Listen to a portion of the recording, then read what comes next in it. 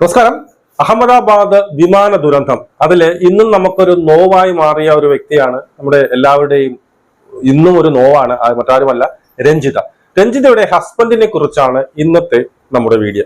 ഹസ്ബൻഡിനെ കുറിച്ച് കുറച്ച് ഡീറ്റെയിൽസ് നമുക്ക് കിട്ടിയിട്ടുണ്ട്. അതിനെക്കുറിച്ചാണ് ഇന്നത്തെ ഒരു വീഡിയോ. ഏറ്റവും വിളിച്ചിട്ട് നമ്മൾ പറയുന്നുണ്ട് ഇത് ആരാണ് ഈ ഹസ്ബൻഡ് എന്നുള്ളതിനെ കുറിച്ച് നമുക്ക് വ്യക്തമായി അറിഞ്ഞ ഡീറ്റെയിലുകളാണ് പറയുന്നത്.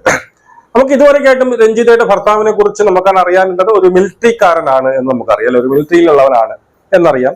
അതുമല്ല, തികഞ്ഞ ഒരു മദ്യപാനിയാണ് എന്നും നമുക്കറിയാം. അല്ലേ, മദ്യം സദാസമയവും വെള്ളമടിച്ച് ഫിറ്റായി നടക്കുന്ന ഒരു വ്യക്തിയാണ് എന്നാണ് നമ്മൾ ഇതുവരെ അറിഞ്ഞിരിക്കുന്നത്. സത്യം എന്താണ് എന്നതിനെ കുറിച്ചാണ്. എങ്ങനെയാണ് ഈ രഞ്ജിത ഈ പറയുന്ന ഈ ഭർത്താവിനെ പരിചയപ്പെട്ടത്, ഈ ഭർത്താവിന്റെ വീട് എവിടെയാണ് എന്നുള്ളതിനെ കുറിച്ചൊക്കെയാണ് ഈ ഒരു വീഡിയോ. സത്യം പറഞ്ഞാൽ രഞ്ജിത്ത് പത്തനംതിട്ട നഴ്സിംഗിന് പഠിക്കുമ്പോഴാണ് ആദ്യമായിട്ട് ഈ ഭർത്താവിന്റെ പേര് അനീഷ് എന്നാണ് അറിയപ്പെടുന്നത് എന്നാണ് അറിയാൻ സാധിക്കുന്നത്. അടൂരാണ്, അനീഷ് അല്ല, ബിനീഷ് എന്നാണ് ഭർത്താവിന്റെ പേര്. പുള്ളി ഒരു അനിയനും കൂടിയുണ്ട്. അടൂരാണ് സ്ഥലമെന്നും അറിയാൻ സാധിക്കുന്നു. ഓക്കെ, അപ്പോ ഈ പറയുന്ന നമ്മുടെ പത്തനംതിട്ടയിൽ നഴ്സിംഗിന് പഠിക്കുന്ന സമയത്താണ് ഈ പറയുന്ന ബിനീഷിനെ ആര് പരിചയപ്പെടുന്നത്? രഞ്ജിത പരിചയപ്പെടുന്നത്. അതും സ്വന്തം ഒരു കൂടെ പഠിക്കുന്ന കൂട്ടുകാരുടെ കസിനായിട്ടാണ് പരിചയപ്പെടുന്നത്. അതിനുശേഷം രണ്ടുപേരും പ്രണയബദ്ധരാകുന്നു. ഏതാണ്ട് ഒരു 6 കൊല്ലത്തെ നീണ്ട പ്രണയമായിരുന്നു ഇവർക്ക് തമ്മിൽ. കാരണം ഈ അനീഷ് അല്ലെങ്കിൽ ബിനീഷിന് എന്തുകൊണ്ടും രഞ്ജിതയ്ക്ക് യോജിച്ച ഒരു പയ്യൻ തന്നെയായിരുന്നു. അത് പഠിത്തത്തിലായിക്കോട്ടെ, സൗന്ദര്യത്തിലായിക്കോട്ടെ, സ്വഭാവത്തിലായിക്കോട്ടെ, എല്ലാത്തിനും രഞ്ജിതയ്ക്ക് പറ്റിയ ഒരു പയ്യൻ തന്നെ ആയിരുന്നു ആ സമയത്ത് ആര്? ഈ പറയുന്ന ബിനീഷ്. ഓക്കെ, ഇവർ തമ്മിൽ ഏതാണ്ട് ഒരു 6 കൊല്ലത്തെ പ്രണയത്തിന് ശേഷം ഇവർ വിവാഹിതരാകും. അത് വീട്ടുകാരും നാട്ടുകാരും എല്ലാവരുടെയും സമ്മതപ്രകാരം, എല്ലാവരുടെയും പൂർണ്ണ മനസ്സോടുള്ള സമ്മതപ്രകാരമാണ് എന്ത് ചെയ്തത്? ഇവരുടെ വിവാഹം ആർഭാടമായിട്ട് നടക്കുന്നത്. അതിനുശേഷം ഗുജറാത്തിലേക്ക് നമ്മുടെ ഈ പറയുന്ന രഞ്ജിതയ്ക്ക് ജോലി കിട്ടുകയും ഗുജറാത്തിലേക്ക് പോവുകയും ചെയ്തു. ഈ പുള്ളി അപ്പോൾ ഒരു മിലിറ്ററിയിലെ ഒരു ഓഫീസറായിരുന്നു. മിലിറ്ററിയിൽ ഒരു ജീവനക്കാരനായിരുന്നു ആര്? ഈ പറയുന്ന പിന്നീട് നമ്മുടെ ബിനീഷ്.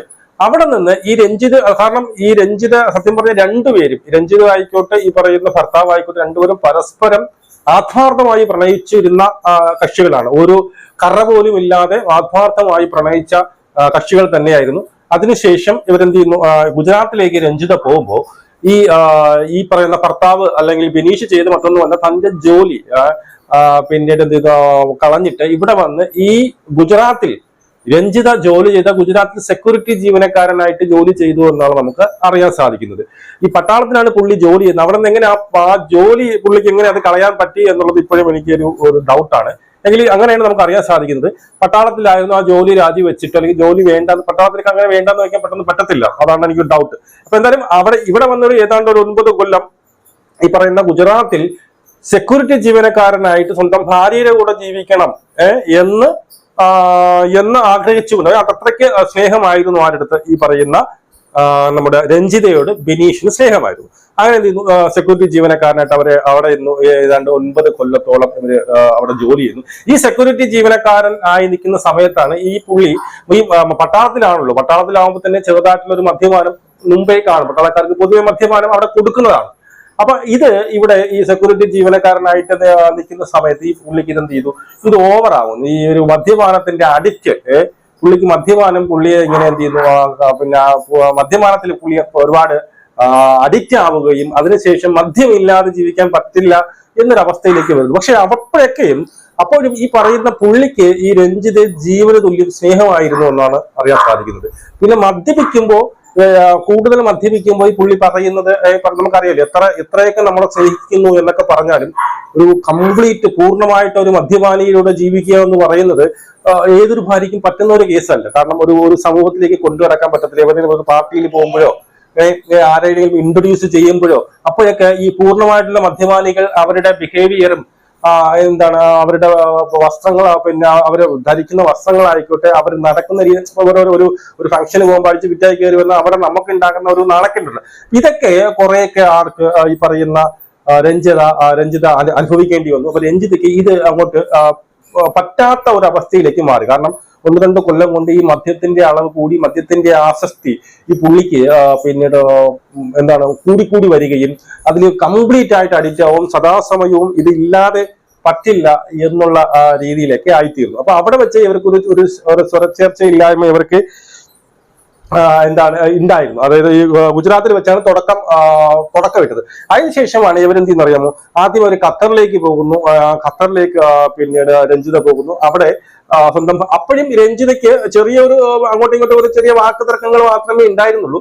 ഈ ഖത്തറിലേക്ക് പോകുന്ന സമയത്ത് പിന്നെ ഫാമിലിയെ കൊണ്ടുപോകാൻ പറ്റാത്തതുകൊണ്ട് അവിടെ നിന്ന് മാറി ഇവർ ഒമാനിലേക്ക് പോകുന്നു. ഒമാനിലേക്ക് പോയ സമയത്ത് ഫാമിലിയെയും ഭർത്താവിനെയും കുട്ടികളെയും കൊണ്ട് ഇവർ ഏതാണ്ട് 9 കൊല്ലം വരെ ഈ പറയുന്ന ഒമാനിൽ ഇവർ ജീവിക്കുന്നു.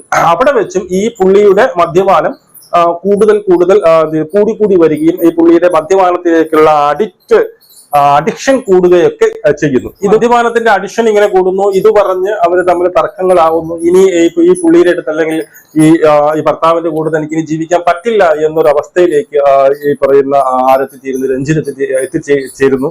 രഞ്ജിത്ത് പലപ്പോഴും പറയുന്നുണ്ട് നമുക്ക് ഡിവോഴ്സ് ചെയ്യാം എന്ന് പറയുമ്പോൾ അപ്പോഴൊക്കെ ഈ പറയുന്ന ഭർത്താവ് സമ്മതിച്ചില്ല. ഭർത്താവ് ഞാൻ പറഞ്ഞില്ല എങ്കിലും ഭർത്താവിന് ഈ രഞ്ജിതയോട് ഭയങ്കര ഇഷ്ടമായിരുന്നു. രഞ്ജിത ഒരു മോശം ചെയ്യാൻ അല്ലെങ്കിൽ രഞ്ജിതയുടെ പിന്നെ സ്വഭാവത്തെ അല്ലെങ്കിൽ മറ്റേതെങ്കിലും ബന്ധമുണ്ട് അങ്ങനെ ഒരു സംശയ രോഗമോ അങ്ങനെയൊന്നും ഈ ഭർത്താവിന് ഇല്ലായിരുന്നു. ഭർത്താവിന് രഞ്ജിതയെ ഭയങ്കര ഇഷ്ടമായിരുന്നു. മനസ്സിലായോ?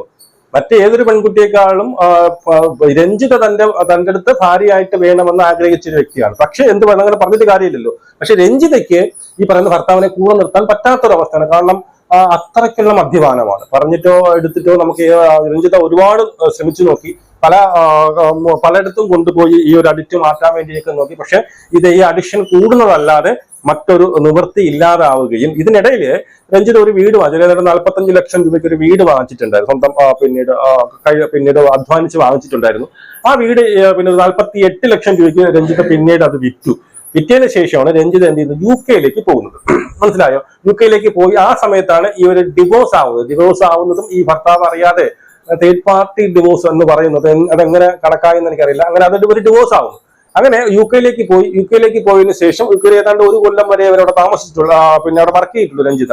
അപ്പോഴാണ് രഞ്ജിതയ്ക്ക് ഇവിടെ സർക്കാർ ജോലി ഉണ്ടല്ലോ. അപ്പം അവിടെ ഈ ഒരു ജോലി പരമായിട്ട് ബന്ധപ്പെട്ട എന്തോ ഒരു ഒപ്പിന്റെ ഒരു പ്രശ്നം, ഒരു ഒപ്പിട്ട പറ്റത്തുള്ളൂ അല്ലെങ്കിൽ അവിടെ നിന്ന് ഒപ്പിട്ട് അയച്ചു കൊടുക്കാമെന്ന് പറഞ്ഞിട്ട് ഇവർ കേൾക്കാൻ നിർബന്ധപൂർവ്വം നിങ്ങൾ വന്നാലേ നടക്കത്തുള്ളൂ എന്ന് പറഞ്ഞ്. അപ്പൊ എന്തായാലും രഞ്ജിത പിന്നെ അവിടെയുള്ള സുഹൃത്തുക്കളോട് പറഞ്ഞിരിക്കുന്നത് ഞാൻ അവിടുത്തെ ജോലി നിർത്തി ഇനി നാട്ടിൽ സെറ്റിൽ ആവാൻ ഈ പറയുന്ന ജോലി, സർക്കാർ ജോലി ഉണ്ടല്ലോ, ആ നഴ്സിംഗ് പണി ചെയ്ത് സെറ്റിൽ ആവാം എന്നുള്ള തീരുമാനത്തിൽ നിൽക്കുകയായിരുന്നു. അപ്പൊ അങ്ങനെ ഒരു ഒപ്പിടാൻ വേണ്ടിയിട്ട് ഒരു 4 ദിവസത്തെ അവധിക്ക് വേണ്ടിയിട്ടാണ് രഞ്ജിത പിന്നീട് UK നിന്ന് വരുന്നത്. ആ സമയത്ത് ഒപ്പിട്ട് തിരിച്ചു പോകുന്ന സമയത്താണ് ഈ ഒരു വലിയൊരു മഹാ ദുരന്തം പിന്നെ സംഭവിക്കുന്നത് എന്നുള്ളതാണ്. അപ്പൊ ഇനിയിപ്പം കഴിഞ്ഞ് നമുക്ക് ഇനിയിപ്പം വേദനിക്കാനുള്ള അല്ലെങ്കിൽ വേദനിക്കാൻ മാത്രമേ നമുക്കിതിന് കഴിയത്തുള്ളൂ. മറ്റൊന്നിനും നമുക്കിനി നിർവാഹമില്ല. പക്ഷെ ഇതിന്റെ ഇടയിലെല്ലാം ഈ ഭർത്താവ് ഇവളെ ഡിവോഴ്സ് ആയതിനു ശേഷവും ഭർത്താവ് ഈ രഞ്ജിതയുടെ കൂട്ടുകാരികളെയും രഞ്ജിതയുടെ ബന്ധുക്കളെയൊക്കെ ഇടയ്ക്കിടയ്ക്കൊക്കെ വിളിച്ച് ഇവളുടെ വിശേഷങ്ങൾ തിരക്കുമായിരുന്നു. അവൾക്ക് എങ്ങനെയാണോ, അവൾ സുഖമായിട്ടിരിക്കുന്നു, അവൾ എന്ത് ചെയ്യുന്നു, എടുക്കുന്നു, അതൊക്കെ ഈ പുള്ളി പറയുമായിരുന്നു. അപ്പൊ ഞാൻ പറഞ്ഞു വരുന്നത്, പുള്ളിക്ക് രഞ്ജിതയോട് ആത്മാർത്ഥമായിട്ട് സ്നേഹവും പ്രണയവും ഒക്കെ ഉണ്ടായിരുന്നു. പക്ഷെ ഈ മദ്യത്തിന്റെ അഡിക്ഷനാണ് പുള്ളിയെ ഇങ്ങനെ കാരണം ഇപ്പം മരണ വീട്ടിൽ വന്നിട്ടുണ്ടോ, വന്നപ്പോഴും തന്നെ അടിച്ചു വിറ്റായ വന്നത് എന്നാണ് അറിയാൻ സാധിക്കുന്നത്.